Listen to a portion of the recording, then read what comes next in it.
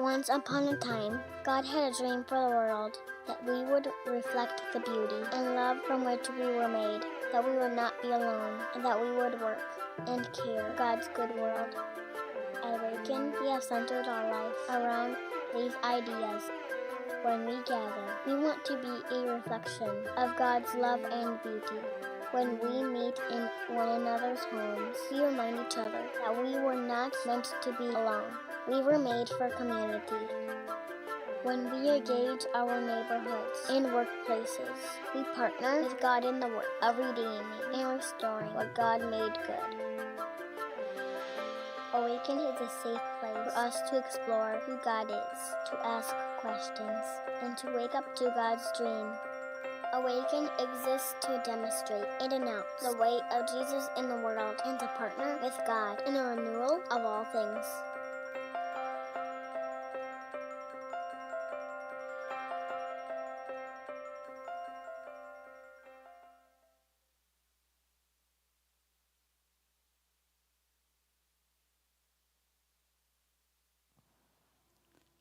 Here we go. You can have a boomer turn on a microphone. Oh, good morning, Awaken. My name is Kathy Solomon. I'm the Community Life Director. If we haven't met yet, I'd love to meet you. Usually I'm hanging out at the back of the gathering, and love meeting people here. As we start our services, we have what we call the call to worship, a call to worship. And if you haven't grown up in a liturgical tradition, you might be saying, okay, so what is a call to worship? And it's this sense of we've all come in and we're gathered together, and now we want to set our intentions or remember why it is that we're here. And so like anything that you might start in with, you can set an intention. If you practice yoga, you set an intention as you start that. I am an avid pickleball player, and I have this little routine that I do before I start a game, and I look at my partner, hand out my paddle, and I say, let's have fun. And they usually touch my paddle and say, let's have fun. Do have a couple partners who are like, no, Kathy, let's win. So I'm like, right, let's have fun and let's win. But just want to take some time to do some reflective questions. So I know all of us are in the room. We've got from people who have silver hair like me down to young kids. And kiddos, you're invited as well to think about these questions. And we don't need to do a verbal response, but I've got a couple of questions for us to have a pause, some moment to reflect on, and then we'll start in with music. So the first question for you to reflect upon is, why are you here? Why is this important for you to get up on a Sunday morning, get ready, get dressed, and make your way to this building? There's all kinds of other things you could be doing.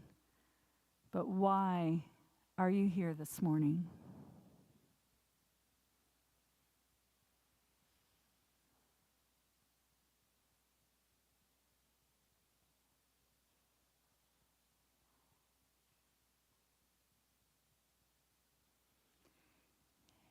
And besides that why, what would be an intention, a desire, a longing that you have for you to experience in this gathering together? So what is your intention for being here?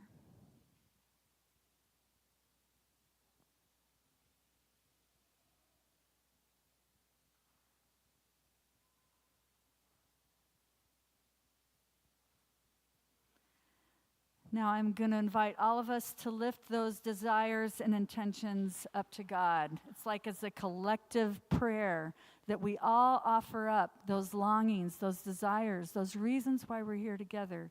Just lift them before God.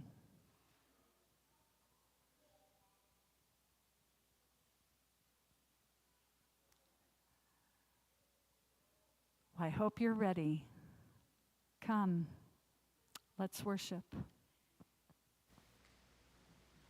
Let's stand and sing together.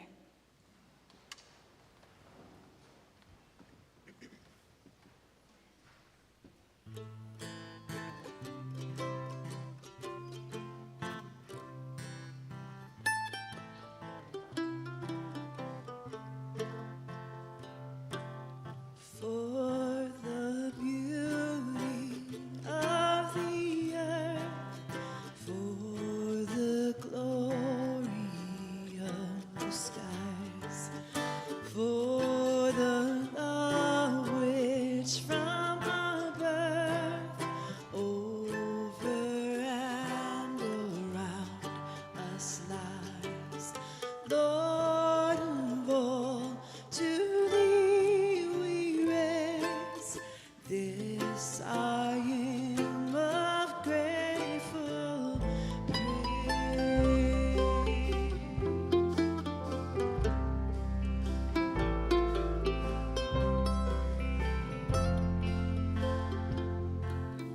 For the beauty of each hour of the day and of the night, hill and vale and tree and flower, sun and moon and stars above. Lord of all, to thee we raise this our hymn of grateful praise.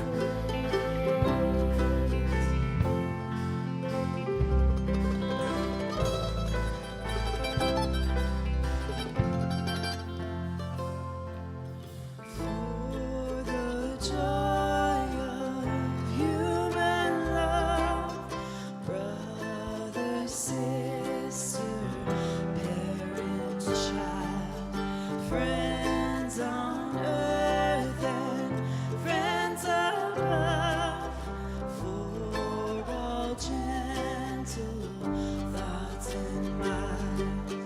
Lord of all, to thee we raise. Lord of all, to thee we raise. Lord of all, to thee we raise this our hymn of grateful praise. For thy church that evermore lifts her holy hands above, offering up on every shore her pure sacrifice of love. Lord of all, to thee we raise this our hymn of grateful praise. Lord of all, to thee we raise. Lord of all, to thee we raise. Lord of all, to thee we raise this our hymn of grateful praise.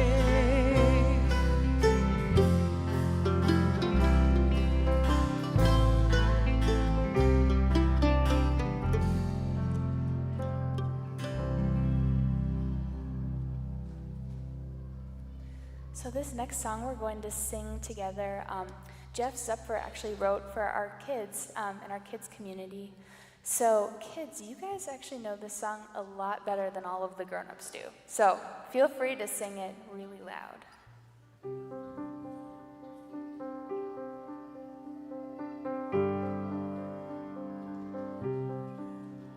There's a voice deep inside and around you.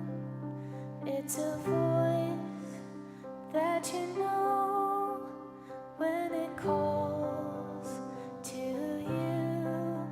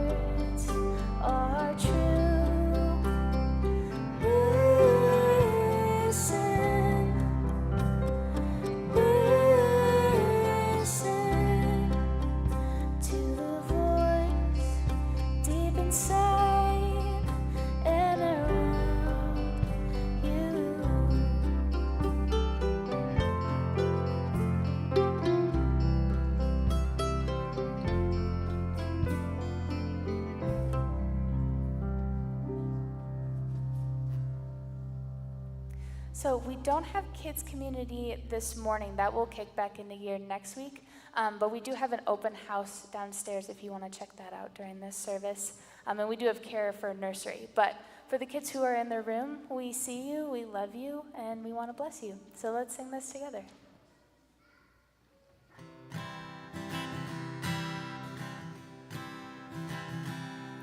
May God give you eyes to see all that is good, all that is good. The courage for anything. May you be strong, may you be strong. May God give you ears to hear their loving voice, speaking all around, all around.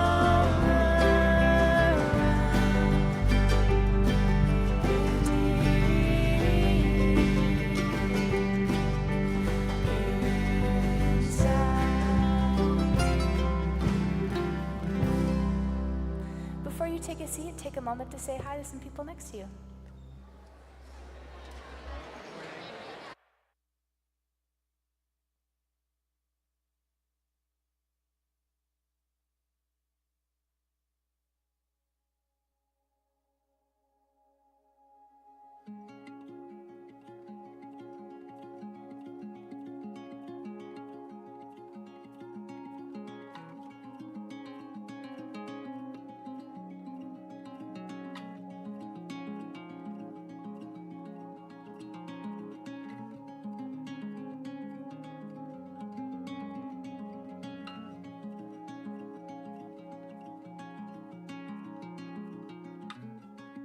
All right.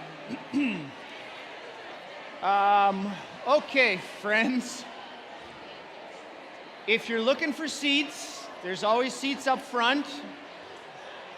This is chaos, total chaos. Okay. If you're in the room, if you could scooch to the center, there are some people in the back still looking for chairs. If you're looking for seats, there are some up here in the front. There's also seats in the balcony, so that's available. If you can hear my voice, what do teachers do? What do they say? Oh, yeah. If you can hear my voice, clap. Thank you. That went really well. I suppose my delivery of it was a little lackluster, so you weren't sure if I was committed to it anyhow. All right. Well, hi, everybody. Man, wow, so good to see you all. I got to be honest, I'm super excited about the new space. I was just in it yesterday, but you guys got to stop inviting your friends or we're going to have big problems over there. So many of you. This is wonderful. How should I begin this? I will begin this by saying, my name's Micah, if we haven't met, and we're really glad you're here.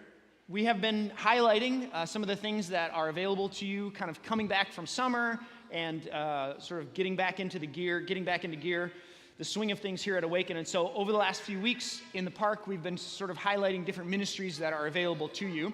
If you're interested in participating and serving, and Catherine Scipione, who leads our prayer team, was supposed to be here today, is not feeling well, so she sent me what she would read, and I am no Skip, but I will offer to you what she had to say, which is about the prayer team. Our prayer space is right over there. She said, the prayer team currently consists of 8 folks who meet together on Zoom twice a month, on Monday nights for 45 minutes to pray together. We consider it a true honor and privilege to pray together for our community. We are normal people with a desire to uplift one another in prayer, and our abilities are no better or no worse than anyone else. We recognize there is much mystery, history, and theology around prayer. And our community comes from many different backgrounds and vantage points. We're sensitive to these varying approaches and feelings about how it works and how to do it well or correctly. And want to emphasize there's no right or wrong way to go about prayer. It's all welcome and all valuable. The only qualification is a willingness to support our community and a commitment to confidentiality. Other than the twice-a-month Zoom calls, the prayer team receives emails weekly. So if somebody submits a request, that goes out to the prayer team. And they pray for those on Mondays every other week and then on their own. And then she also mentioned hope to return to offering prayer after the gatherings each week, but that's not something that you would have to do if you wanted to be a part of the prayer team. So if you have any interest, or if that resonates with you at all, Catherine with a K at awakencommunity.com. You can reach out to Skip. And then, of course, all things related to Awaken are in the Awaken Weekly. They're online, and they are on our app. So along with that, a couple of announcements we want to make available to you so that you know. If you're new, there's cards you can fill out. If you want to let us know that you're here, if you want us to know you were here, fill one of those out. We'll invite you to a beverage of your choice and go from there. There is the Kids Community Open House, which is happening today. So kind of in the spirit of like kids are going back to class next week. If they're switching class, it's a chance for you to see the new classroom. We've actually swapped the kids community. This was a brilliant move, in my opinion, on Sarah's part. Anticipating this transition that we're about to experience as a church, we're sort of giving the kids a lead on that one. So we switched their space, so it's new for them, even in a space that's familiar. So you can do that if you'd like. Youth group kicks off this week on Wednesday night. Trevor and the team lead that. So 6th to 12th graders, if that is you or anyone in your family, join them on the 11th of September. I'll skip this next one and come back to it. Covenant Pines retreat. So if you are interested, we have Covenant Pines reserved, and space up there is available for you to go as a family. There's not a program this year in light of all the things we're sort of planning and spending time on. But if, for whatever reason, if resources were the issue or the reason why you're not going, please don't let that be the reason. We have space, and we're paying for it anyways. So if that was the reason you're not going, please let us know, and we'd love to make that possible for you. Eric at Awaken Community, ERIK, and you can connect with him on that. This last announcement I am the most excited about. Next weekend is the fall kickoff. It is also the first annual Paper Airplane Extravaganza. It's going to be very fun, and no adults can play. I once heard a wise person say, never bore a kid or a child or a student with the gospel. This has no spiritual value whatsoever. It is only because it's going to be fun. And I'm committed to it because of that. I hope and I pray that when kids go far away from Awaken, they remember this place, and they remember you all, and they remember that you were filled with joy and fun, and somehow that got connected to God. I think that would be a gift, yeah? Yeah. So here's how it will work. If your kid wants to participate, they have to be able to throw a paper airplane. Between now and next week, they get one paper airplane. They only get one shot. One moment. They only get one shot, and they got to make it count. So after the teaching, I will dismiss parents or guardians whose kids are participating to go downstairs, one of you. You will pick up your child or children, and you will make your way upstairs through the back staircase. Halfway at this level, you'll meet Sarah, and 2 by 2, like Noah's Ark, we will corral you and your child to go upstairs into the balcony where Jenna will be. Jenna will be bringing you in flights of children for the exercise, and it's the furthest paper airplane flight that wins the championship, okay? So if you don't want to participate in this, I don't get it, but you do you, and we'll give you an opportunity to leave before the extravaganza begins. If you stay to cheer the children on, we'll kind of scoot you to the sides, and I just have a feeling that the winner's going to be down the center aisle. So they'll be aiming for the middle aisle, and as adults, you only have 2 requirements. Either number 1, you wear safety goggles, because most important, shop safety, these safety goggles, or you can turn your head if a paper airplane is coming at you. If you can do that, you can play, all right?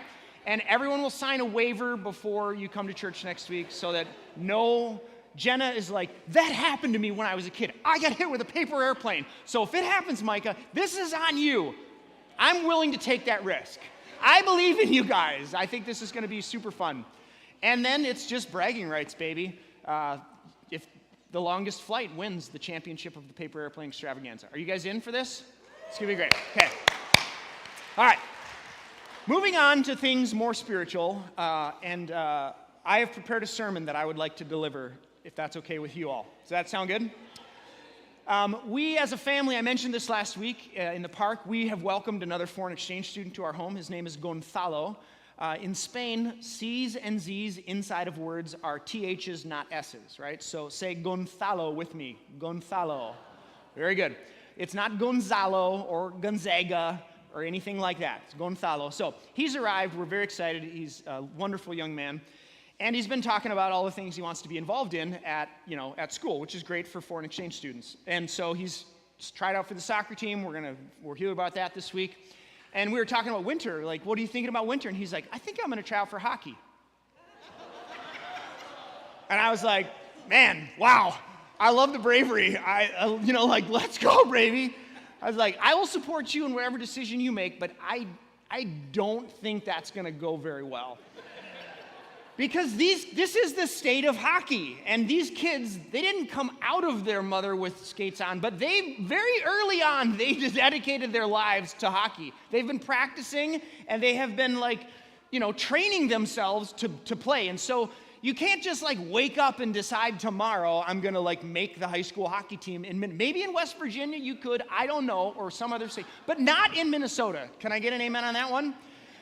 So I think that's kind of a rule in life, though. Like, if you want to, be a great guitar player, you can't just say, tomorrow, I'm going to be a great guitar player, call all your friends, host a party, and do a house concert, and just pick up a guitar. It's not going to go well, right?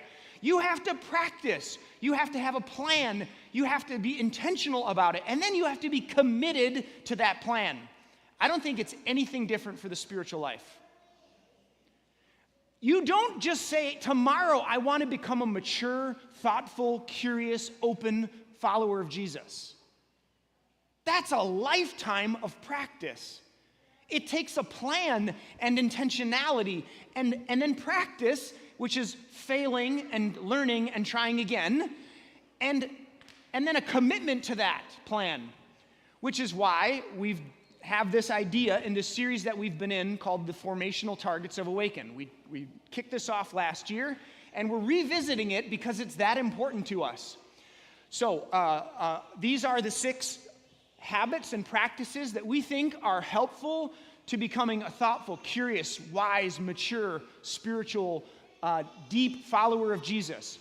Liturgy, listening, learning, community, impact, and pilgrimage. So far in the park, we've covered 4 of them. We've covered liturgy, learning, community, and impact. We're going to come back to pilgrimage October 1st. 9 of your friends and 3 leaders, including myself, are walking a portion of the Camino for the first time as an Awaken activity. So I think there'll be some things to share from that. But today, I want to spend some time thinking about what does it mean to listen? What do we mean when we say that? So these words, they don't mean anything until they have definition or context. And so what we mean by these words are as follows. This may be review, it may be new. Liturgy. When we say liturgy, we mean the practice of and commitment to the gathered worship of the church, us together, word and sacrament, moments in our lives that are deep and meaningful, baptisms, death, funerals, weddings, right? The gathered worship of the church and the sacred rhythm of our life together. So the Jesus pattern of life, death, resurrection, life, death, resurrection. We want to surround that and do that together, right? Advent, Epiphany, Lent, Easter, Pentecost. That's the calendar of the church. So that's liturgy. By learning, we mean a lifelong commitment to curiosity and growth and an understanding of the lenses through which we've come to know God and ourselves. We all have a perspective. There's no view from nowhere. So we're committed to this lifelong journey of learning together and becoming more aware of the lenses through which we see the world and God. It's very important. Community. In light of who God is and who we've been made to be, we're committed to relationships that are deep, meaningful, where we know others and where we are known. I've used this metaphor of marbles and grapes. We want to be grapes on a vine, a cluster of grapes, not individualized atoms bouncing off of each other. But we're committed to one another, and we're in it together, community. And then last week, impact. In response to God's invitation to be partners, we then say yes and invest our time, talent, and treasure in the work of the gospel. Okay? So, When we're talking about listening, what do we mean? Here's the working definition. This is the quiet, internal work of the soul and heart to learn to hear, consider, and act on the sound of my voice and discern the sound of my own voice when it's true, when it's false. So join me in a word of prayer if you would. God, as we gather this morning, we do so as a group of people with varying degrees of commitment and faith to the way of Jesus. As a body, as an organization, we're committed to that, and there's lots of us here. And so we ask that you would keep doing what you say you're going to do, which is to be present to us by your Spirit, to lead us and guide us to what is light and love and true and good, and that when these people are released into the world, there would be more good news. I pray in the strong name of Christ, by the power of your Spirit, which I believe raised Jesus from the dead, and the church said together, amen and amen. Okay, I want to focus on the latter half of this definition for listening, but just briefly, when we talk about listening, last year we did some work on this word listen in the Bible. The Bible's written in two languages, Hebrew and Greek. The Hebrew word for listen or hear for 1,000 Torah points, does anyone remember it? I heard a cough. Shema, there we are, Shema. Shema Israel. Hear, O Israel, the Lord thy God is one. So to listen in the Bible is not just to hear that, but it's to hear, like to sense God speaking, and then to consider what is being said, what's the invitation, how does this interact with me, how do I interact with it, and then to act accordingly. So one can't listen or hear in the Bible if you don't act. They're connected. Some kind of like James says, faith without works is dead, right? So that's to hear. We want to be people who hear God's voice, which is a process of discerning an invitation. I think God might be speaking to me. I was talking to somebody after first hour, and it's like, I think most of the time when we say, oh yeah, I heard God speak, or I've heard God speak, it's retroactively. Like we can see more clearly looking back of like, oh yeah, that was God. But in the moment, it's like, I think that's God's voice, right? It seemed good to the Spirit in us to listen, to consider, and then to act. So now, let's take our own voice and God's voice, and we'll take them in turn. Let's spend a little bit of time thinking about hearing our voice and God's voice. And I'll say this, I don't often teach or have a lot of sermons that are like 3 practical steps to hearing God's voice, or 3 ideas on having a better prayer life, or how to be a better husband or wife or whatever, partner. Because for me, it's like taking really complex ideas and reducing it down to the lowest common denominator, and it just always falls flat for me. I was just always left wanting, like, it's not that simple, right? It can't be that simple, because that's not been my experience. And yet, today, I want to try to give you some real practical ideas, because these things that we're talking about, listening, hearing my own voice, and hearing God's voice, let's be honest, this is not straightforward. I'm curious by show of hands, how many have audibly heard the divine voice? Not very many, a couple. There's always a couple, but this is very subjective, isn't it?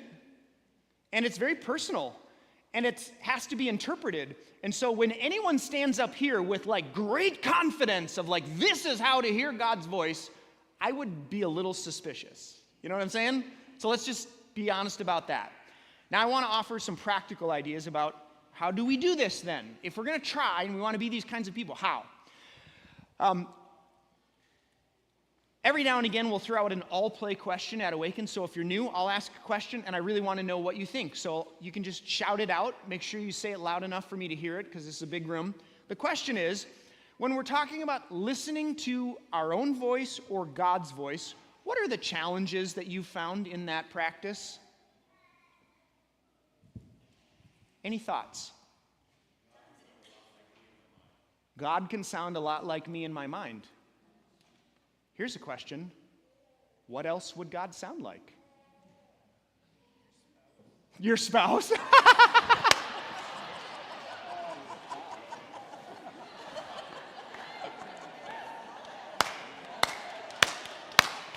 Yes! Man, timing is just, it's everything for comics, you know what I mean? I'm falling apart here at the seams. What else? What else do we got? Why is this listening to your own voice or God's voice? What are the challenges you found? Ego. Distraction. Doubt. Anxiety. Skepticism. Yeah. Other voices. Say it again. Cultural influence, for sure. Okay, I'm not deserving of hearing God's voice. Preconceived ideas about God or myself. Yeah. Baggage we bring into it. When the voice you hear or the message you hear differs substantially from that somebody else hears. Yeah. When what you're hearing seems to differ drastically from what others might be saying. Okay, yeah. So, complicated. Let's just leave it at that. That's base level. I think it's helpful when we're talking about listening to my own voice, hearing my own voice. I want to start by making a differentiation between the soul and the heart, that which is deepest in me, that which is from God and longs for God, that which longs to participate in the divine life, right? And ego, that which seeks to preserve myself at cost, maybe to you. I think Paul calls this the flesh in the Bible. So what we're dealing with here is this like really fine line, this delicate dance. I want to invite you to learn to listen to discern, to hear your own voice. And what I'm inviting you to is this portion and learning how to discern it from that portion. Okay? I want to start there. Now, how do we do this? Number one, I think we have to create the space needed for this to happen. There are a lot of things that you have no control over in your life. I'm sorry to be the bearer of bad news, but you cannot control the stock market. You don't control traffic. You don't control the weather. You can't control your spouse. You can't control your spouse's response or your kid's response or your coworker's response. There are so many things that are out of your control. There are some things that you have agency in, control over, or you can decide about. And one of the things that you can do is you can create habits and disciplines that are conducive for this work of hearing your own soul, listening to your own heart. My experience with my soul, and I'm speaking as if it's its own thing, right? And I'm inviting you to befriend and have a relationship with your own heart, your own soul. If you've read The Alchemist, this sounds a little bit like that. I have found that my soul, my heart, it won't yell over the noise in my life.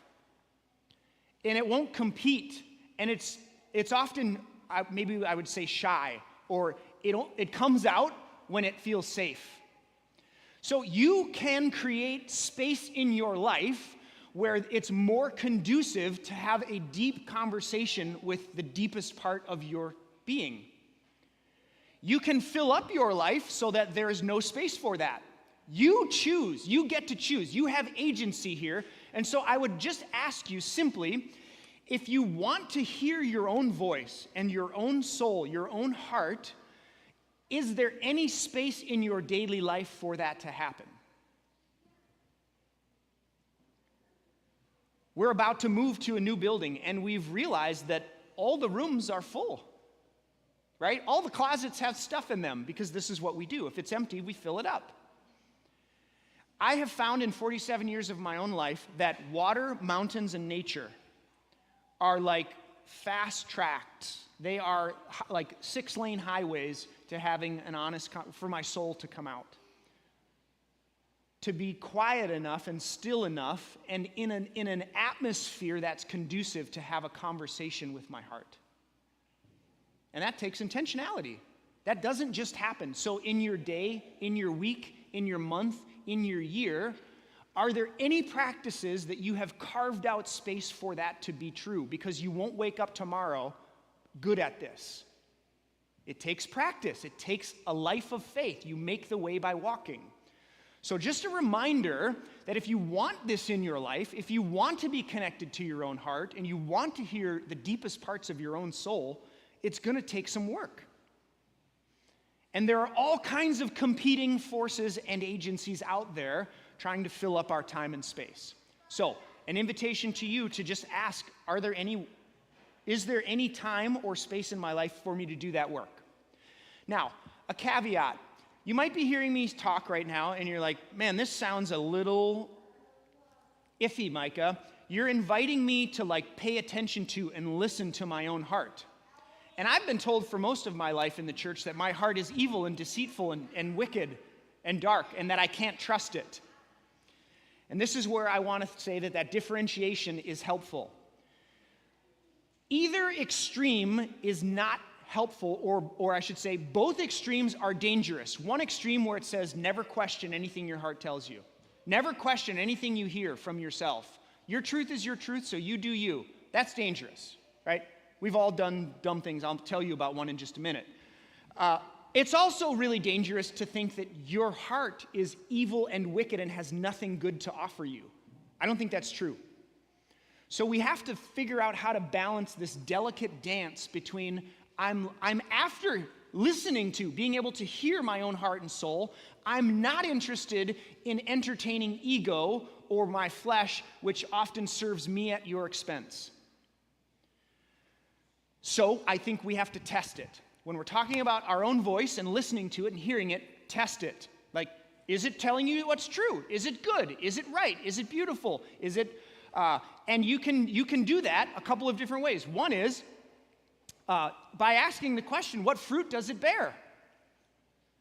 A choice or a habit or a practice, you can ask, what fruit does that bear in my life?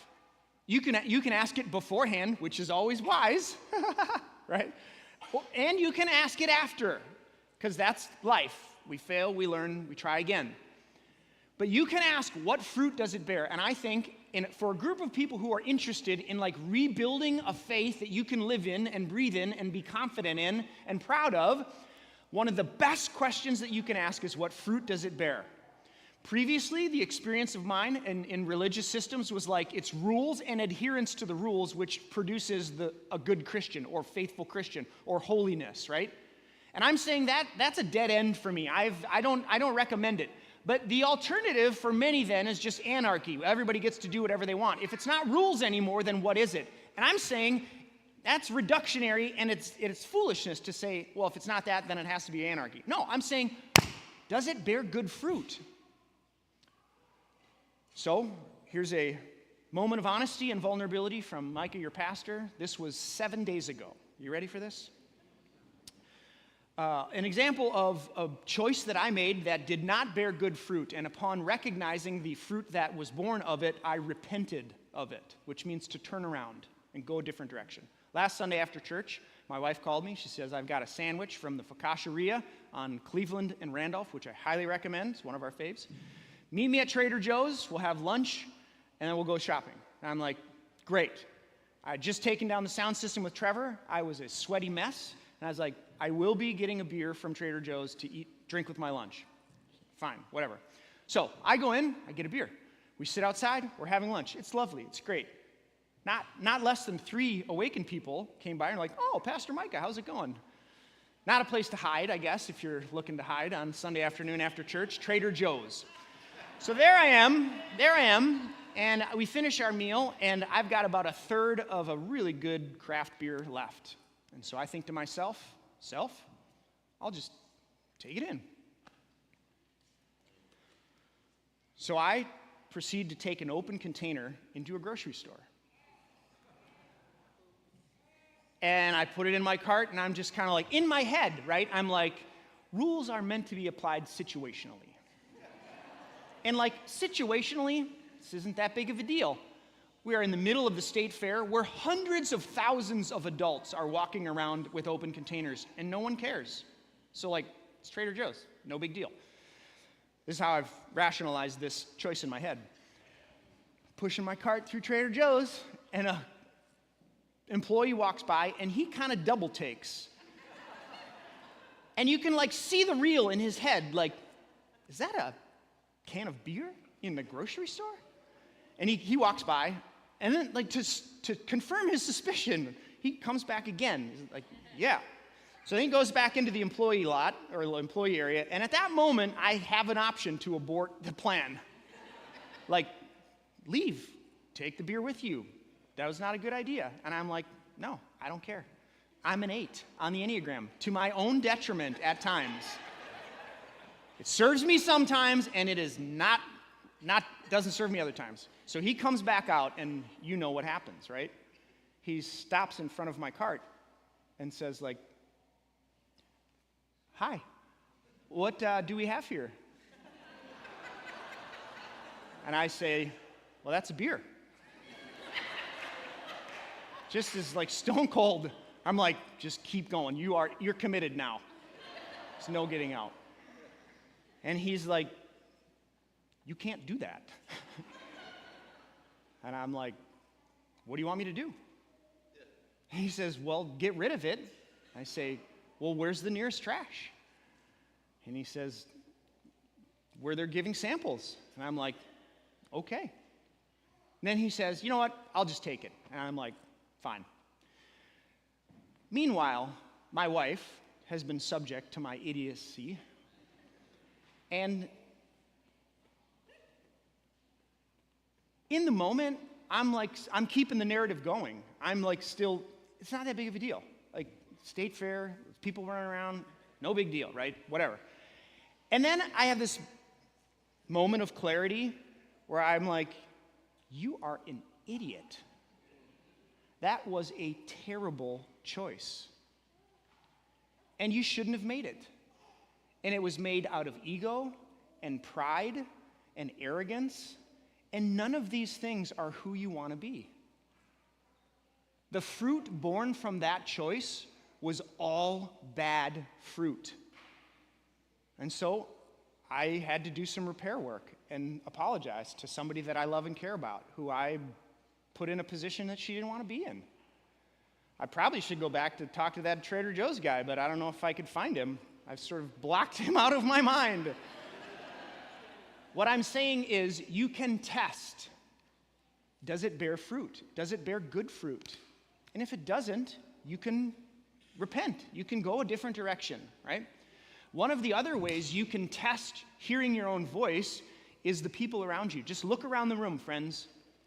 A few weeks ago, we talked about community, and one of the gifts of Christian community is we're committed to this life together. You don't have to walk it alone. There is a life source, Jesus the Christ, the resurrected one, who is living and breathing and in and among you and me. It's what binds us together. And so I can come to you and say, I think I'm sensing this. This is an invitation I'm hearing. Like, is this wise? And I can run it by you, my friends and family, and those who are in my community.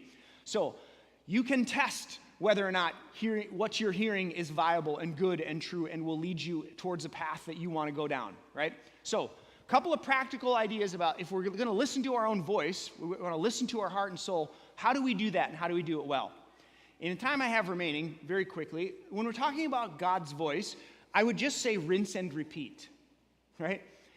You can carve out time in your life to learn to discern and hear the sound and the tone and the tenor of the divine voice for you. And I would suggest, this is my interpretation and my learning, that God's voice sounds for you different than what it sounds like for me. Why? Because I'm not you and you're not me. You have not had my experiences and I have not had yours. Does anybody remember The Shack, the book? I love that. In the beginning of the book, God comes to the main character as like a maternal figure with a woman's voice. And over time and healing, God's voice changes for the character, and God becomes a male voice and a father figure. And I would submit to you that this is what God is like. So do you know what God's voice sounds like for you? For me, it's usually a surprise. It catches me off guard. It like comes from outside of me. It's almost like I stuck my finger in a light socket. You know, like zzz, Like that. I've discerned over time and over history, looking back, that when God has spoken to me, it's often been like that. Do you know what it's like for you? And then you can carve out time in your life. You get to choose. You drive your own life. Like, you can carve out time and space to be in spaces that are conducive to hearing the divine voice. And you can fill up your life so that there's no room on the edges and no margin. You get to choose. And all I'm saying to you this morning is, as a pastor, what I want for you as a church, what I long for myself, is to become the kind of person who can wake up 10 years from now and say, I'm becoming that person who's wiser and more mature and deeper and more curious and more open and more loving and more kind. And that's not going to happen overnight. It's going to require learning how to listen to my own voice and God's voice in my life. So do you want to become that kind of person? I won't answer that for you. But if you do, this is the kind of work we want to be a part of and do at Awaken. So let me offer a word of prayer. I'll read this definition one more time, and we'll make our way to the table, but not before a moment of silence.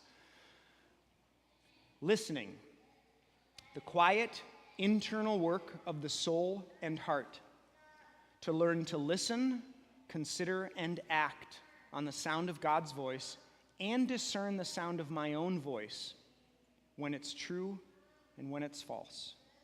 God, as we take a moment to be still and to listen, to quiet our hearts and our minds, I pray that you would do what you promised to do, to be near us, to speak to us, to lead us, to guide us, invite us, challenge us, turn on lights. Whatever needs to happen, I pray, we would be open to in this moment.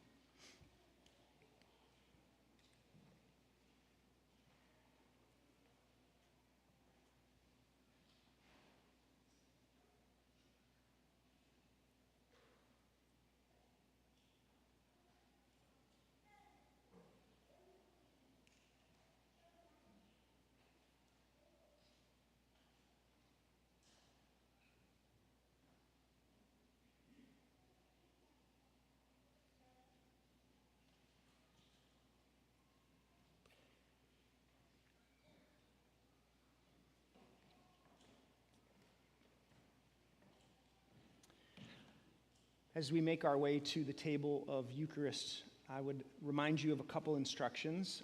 In just a moment, we'll invite you down the side aisles. There's some sanitizer at the end. When you get there, there's 2 stations on each side. Go to whichever one is open to you first. There you'll find gluten-free bread. I invite you to dip it in the cup. There's red wine and there's white grape juice. And as you do, be reminded that on the night Jesus was betrayed, he took bread and he broke it. And he said, "This is my body, which is broken for you. Whenever you eat of it, do it in remembrance of me." In the same way, after dinner, he took a cup and he blessed it, and he said, "This is my blood, which is shed for you. Whenever you drink of it, do it in remembrance of me." So we invite you to make your way to the table.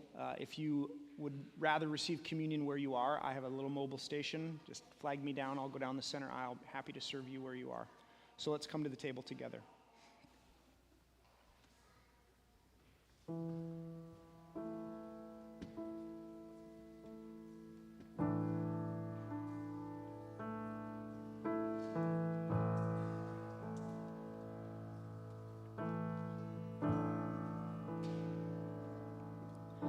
Lead on, O King, eternal,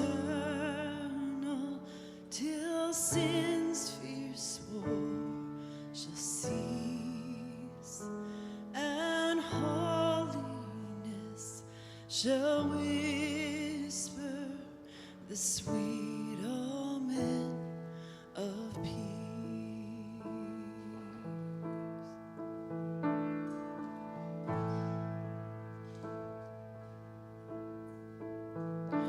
For not with swords loud clashing, nor roll of stirring drums, but deeds of love and mercy, the heavenly kingdom comes. Let your kingdom come.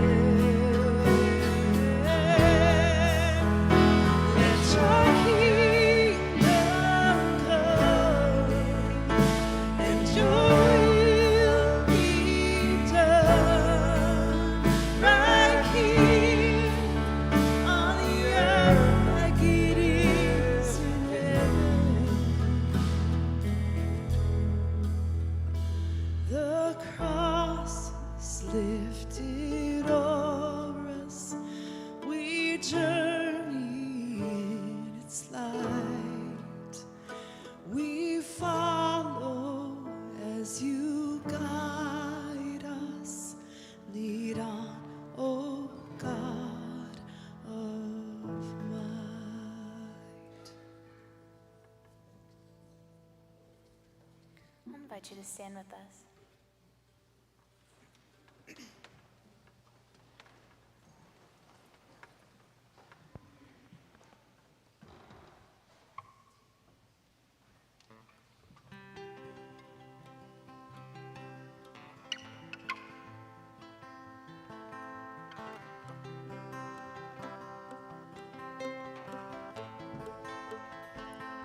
Feet on the grass,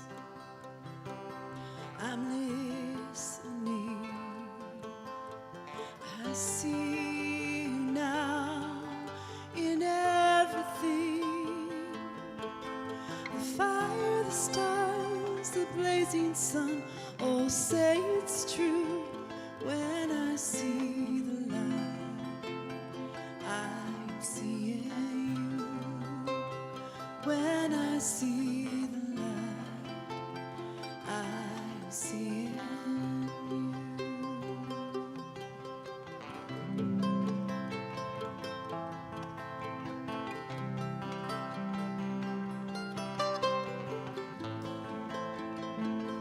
Still small voice, your frequency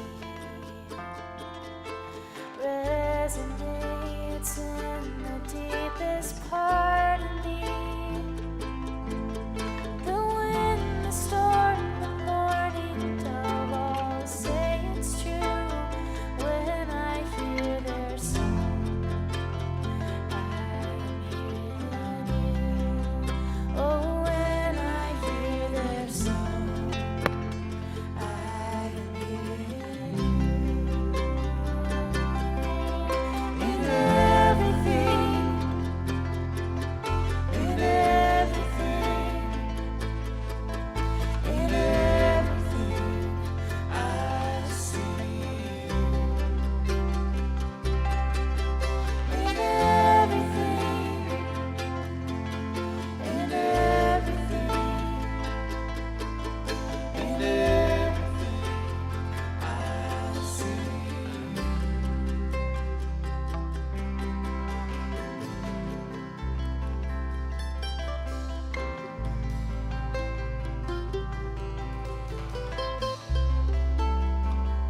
Your hand in mine.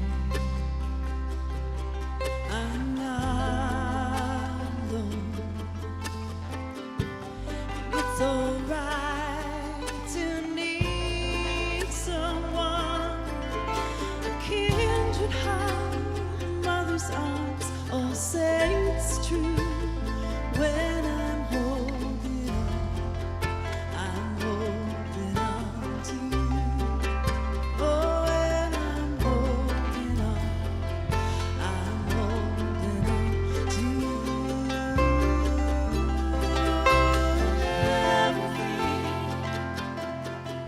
In everything, in everything, I see you. In everything, in everything, in everything, I see you.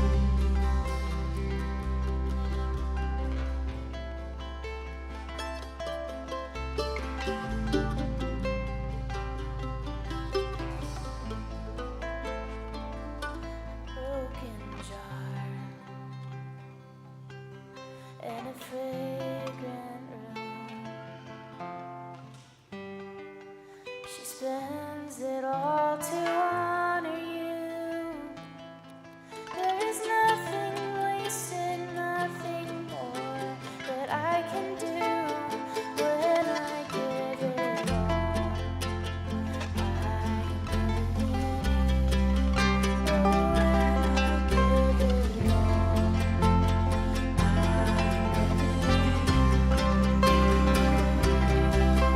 In everything,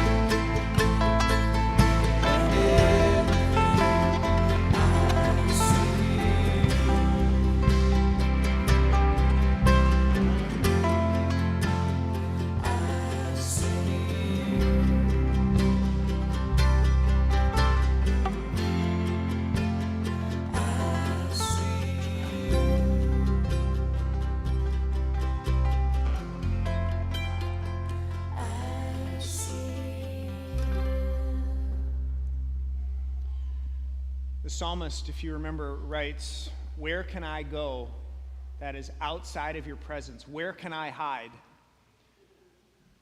The answer being nowhere. God's presence is all around us all the time if we have eyes to see it and ears to hear it. And that is the invitation, my friends, to be learners, growers, people who are moving and maturing in our ability to hear, to listen to God's voice and our own voices, and to discern what's good and true and right, and to follow it. Good luck. It's hard work, and I'm in it with you. So the Lord bless you and keep you. The Lord lift up their face to shine upon you and be gracious unto you. The Lord lift up their countenance to you and give you peace. In the name of the Creator, the Sustainer, and the Spirit. Amen. Grace and peace, friends. See you next week.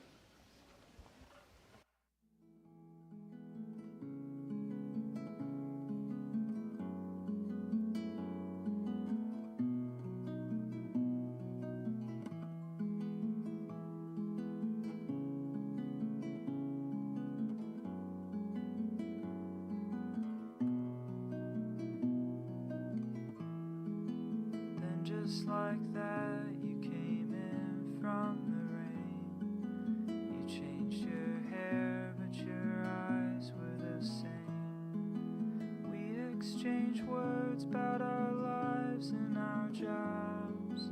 You bought a house and a tabby named Hobbs. We parted ways, but I thought of you still. Went home and found our disposable film, one where we're laughing and looking away, somewhere downtown on a blossoming day in May. Here in my memory, we're still so young.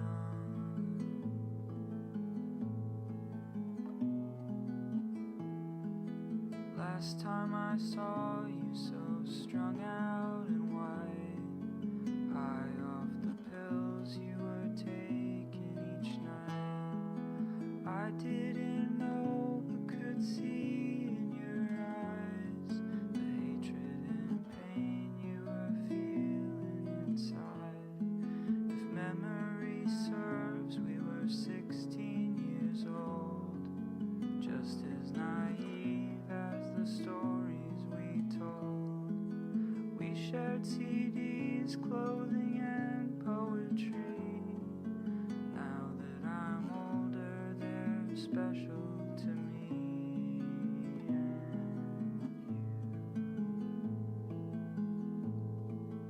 Here in this picture, we were so young. Keep on loving me the right way. Keep breaking my heart. I've been loving you the wrong way from the very start. I know I've been losing my direction, but you're not hard to find. And girl, this is only a suggestion, but you should change your mind.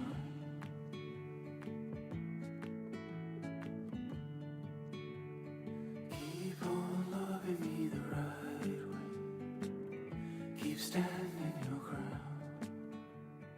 I've been loving you the wrong way. I've been dragging you down. I know I've been losing my direction, but I can guarantee all this is only my reflection. It isn't me.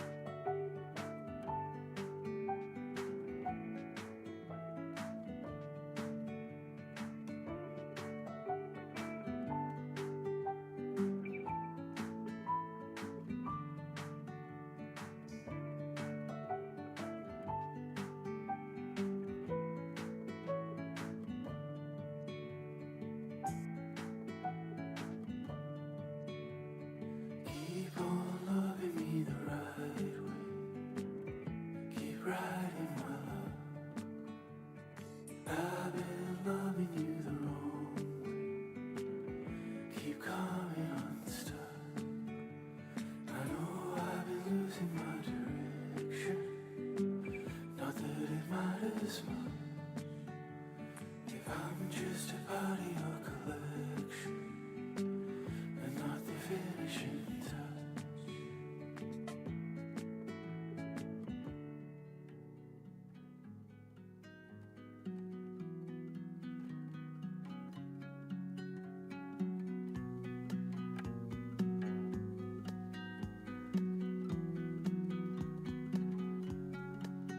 I took too long to make up my mind.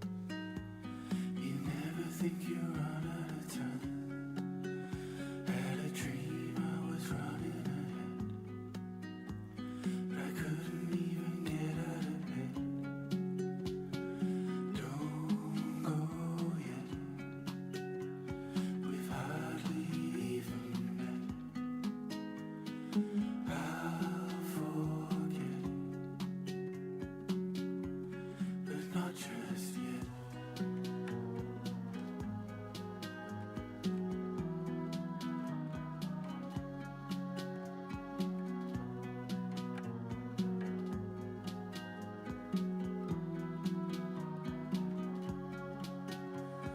It's hanging over both of our heads. You only love me at the end of a test. I'll be happy with the things that I've grown. Forget about the things that I've lost. But don't go yet, we've hardly even met. I'll forget, but not just yet.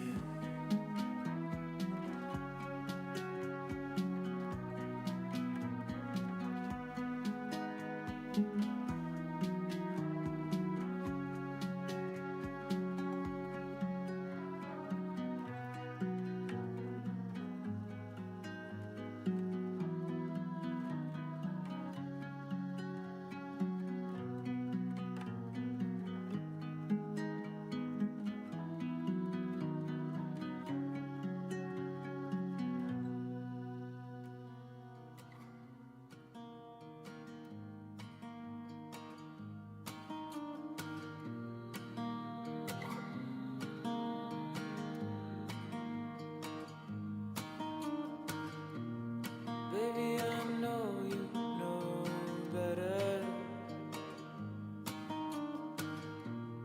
Don't have to lie here all alone. Baby, I know you know better. Won't let you do this anymore.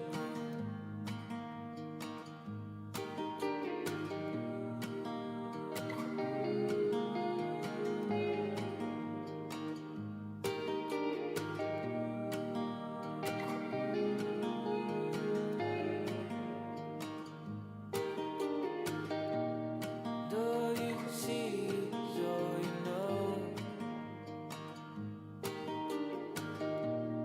You take all the big home.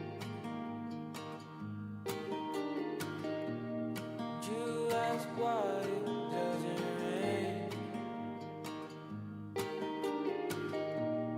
You've seen clouds just yesterday.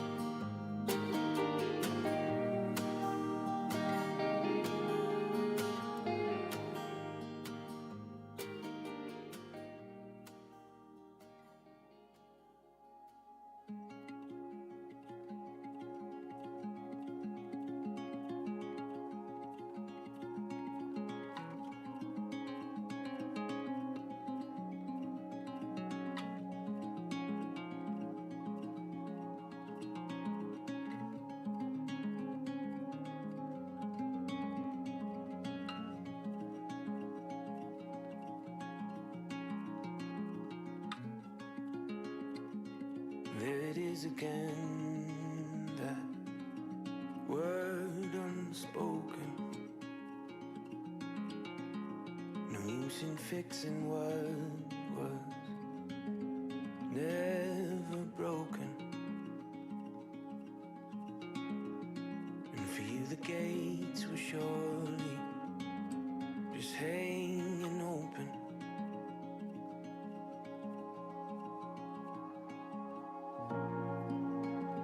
We gave your ashes to the soil and grass. When time is nothing more to do but pass. Where all the wild blooms are blue and gold, with nothing more